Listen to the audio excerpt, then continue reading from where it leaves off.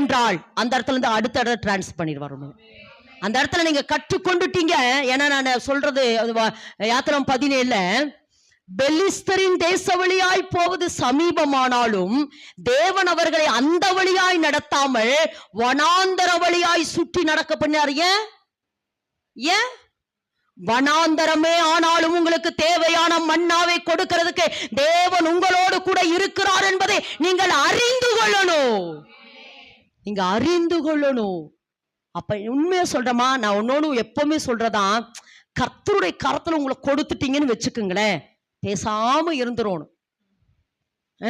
பேசாம அவர் இப்படி ஆட்டினாலும் ஆடிரோணும், இப்படி ஆடினாலும் ஆடிரோணும், உட்கார்னாலும் உட்கார்ந்து எந்திரிக்கிறான். எதுக்கு இதை சொல்றேன்னா, நான் எப்பவுமே சொல்றது போல அப்பப்ப எடுத்து வேறு ஊண்டிட்டீங்களா, வேறு ஊண்டிட்டீங்களா என்ன செய்ய முடியாது, பார்க்க முடியாது. கர்த்தர் நடத்துற ஒவ்வொரு பாதையும் கர்த்தர் உங்களை வேரூன்ற செய்து கொண்டே இருக்கிறார். கடினமான அந்த இடத்துல, கடினமான இடத்துல வேரூன்ற முடியல, கடினமான இடம் தான், என்னால இருக்க முடியல, கடினமான இடம் தான்.